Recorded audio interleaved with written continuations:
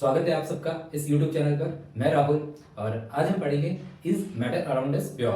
क्या हमारे आसपास के पदार्थ शुद्ध हैं? तो इससे पहले हमने एक इंट्रो वीडियो में ये देखा कि प्योर सब्सटेंस क्या होता है, इम्प्योर सब्सटेंस क्या होता है, साथ में हमने मिक्सचर के बारे में पढ़ा। आज हम थोड़ा सा इस चीज़ को डिटेल से समझने वाले हैं कि विद एग्जाम्पल। तो चलिए शुरू करते हैं। मैं आपसे क्लास शुरू करने से पहले कुछ मतलब सवाल पूछना चाह रहा हूँ। तो आपको 1 मिनट सोचना है कि अगर आप आज के सराउंडिंग में देखो या अपने आसपास देखो तो ऐसे कौन कौन से पदार्थ या मैटर जिनको जानते हो जो प्योर है। तो आपको सिर्फ सोचना है, इमेजिन करना है, हाँ ये हम जानते हैं कि ये सारे क्या है, प्योर सब्सटेंसेस हैं। तो आई थिंक आपके दिमाग में कुछ पदार्थ या मैटर के नाम आए भी होंगे जो आपको लग रहा होगा कि प्योर है।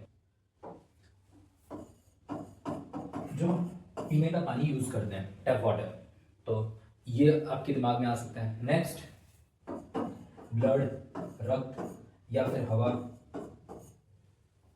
या दूध, या फिर कि हम जो ज्वेलरी पहनने के लिए यूज करते हैं, गोल्ड वगैरह, तो ज्वेलरी।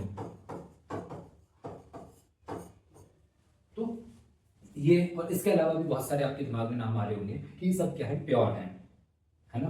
तो कैसे, जैसे हम पानी पीने के लिए यूज करते हैं, हम कहते हैं कि हम तो प्योर वाटर पीते हैं, प्योर मतलब साफ पानी। सेकेंड, ब्लड, तो ब्लड तो हमारी बॉडी में है, तो ये भी क्या है, प्योर है। वैसे ही हवा, तो एयर भी हमें क्या चाहिए, प्योर चाहिए, मतलब एक तरह से क्लीन, जिसमें किसी तरह का कोई पॉल्यूशन नहीं हो, तो इस तरह की। और ऐसे ही दूध, तो दूध के ऊपर जब आप दूध लेने के लिए जाते हो, मिल्क का प्रोडक्ट लेके आते हो, तो आपने देखा होगा उसके ऊपर लिखा होता है प्योर। जैसे कि लिख लेते हैं घी, तो उनके बॉक्सेस पे लिखा होता है प्योर घी, प्योर मिल्क। ऐसे गोल्ड होता है, तो गोल्ड में और क्या हो सकता है।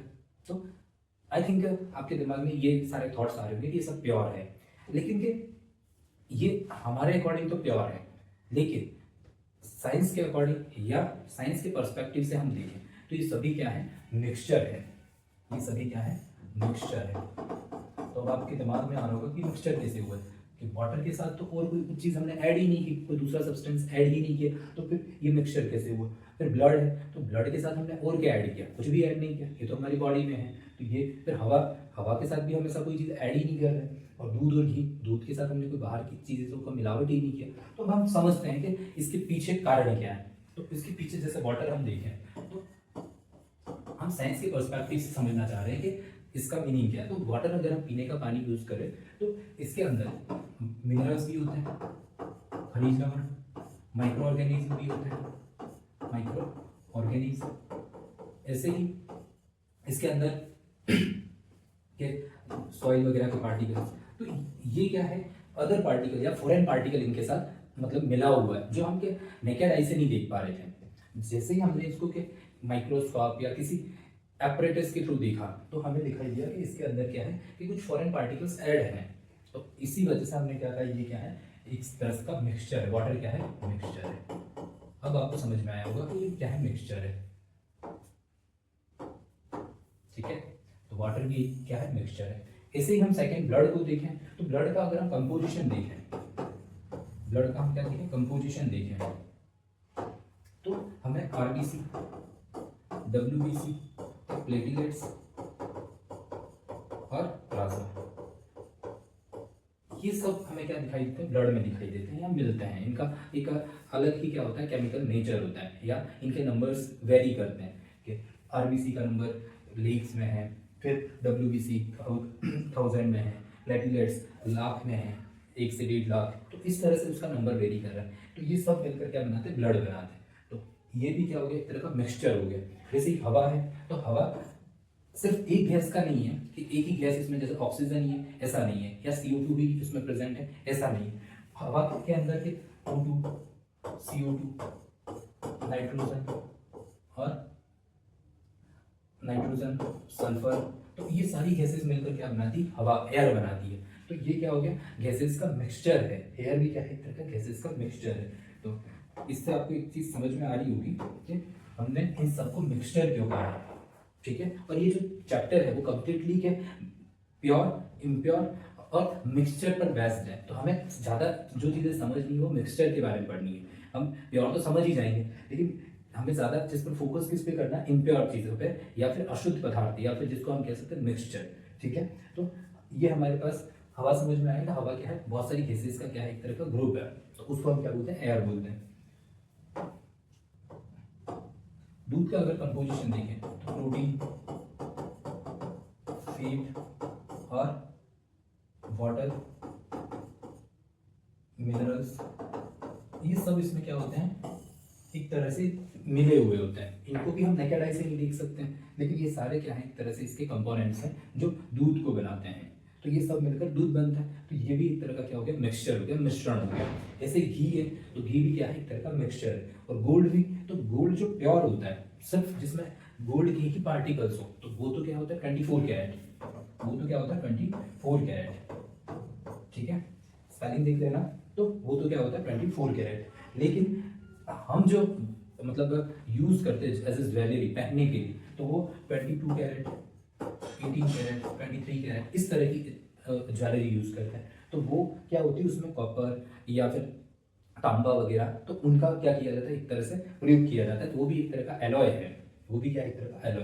तो ये सभी जो एग्जाम्पल हमने देखे वो क्या थे, इम्प्योर सब्सटेंस के या मिक्सचर के एग्जाम्पल हैं। तो आई थिंक अब आपको क्लियर समझ में आया होगा कि मिक्सचर क्या होते हैं। अब नेक्स्ट और चीजें हम देखते हैं, एक बार मैं क्लीन कर देता हूँ। ठीक है, तो ये तो सभी क्या होगा, इम्प्योर। अब हम बात करते हैं प्योर सब्सटेंसेस। प्योर सब्सटेंसेस और इम्प्योर सब्सटेंसेस। तो हमने इम्प्योर सब्सटेंसेस के बारे में तो बात करी थी, ये क्या होता है, मिक्सचर होते हैं। ये क्या करते हैं, अदर कोई भी फॉरेन पार्टिकल्स है या कोई अदर सब्सटेंस है, उनको क्या करते हैं, एक तरह से इनमें ऐड होते हैं, तो उसको हम बोलते हैं इम्प्योर सब्सटेंस या अशुद्ध पदार्थ। और प्योर सब्सटेंस क्या होता है, इनमें दूसरा किसी भी पदार्थ का क्या नहीं होता है, कि मतलब इस पार्टिकल्स नहीं होते हैं, तो उसको क्या बोलते हैं, प्योर सब्सटेंस। तो ये 2 टाइप्स के होते हैं, एक तो होता है एलिमेंट्स, एक तो होते हैं एलिमेंट्स जिसे हम कहते हैं तत्व, और सेकंड होते हैं कंपाउंड। क्या होते हैं, कंपाउंड। एलिमेंट्स क्या है, जिसमें एक ही प्रकार के या एक ही नेचर के सारे पार्टिकल्स हों, केमिकल नेचर क्या हो सबका सिमिलर, तो उसे हम क्या बोलते हैं, एलिमेंट्स। तो एग्जांपल हम देख सकते हैं डायमंड, डायमंड किसका एग्जांपल है, प्योर एलिमेंट्स के। वैसे ही और हम देख सकते हैं जैसे गोल्ड, ये कौन सा, किस गोल्ड की बात करें, जिसको हम एज ए ज्वेलरी में यूज करते हैं, 24 कैरेट। फिर चांदी, जिसको आप सिल्वर, तो ये सभी क्या है, एक तरह के प्योर सब्सटेंसेस हैं। ठीक है, वैसे कंपाउंड, तो कंपाउंड क्या होता है, एक से अधिक या दो से अधिक एलिमेंट या फिर कंपाउंड के एक संयोग से बनता है, उनके केमिकल कॉम्बिनेशन से बनता है, तो उसको हम क्या बोलते हैं, कंपाउंड बोलते हैं। लेकिन इसका हमें ध्यान रखना है, इनका जो एक कंपोजिशन होता है तो फिक्स रेशो होता है।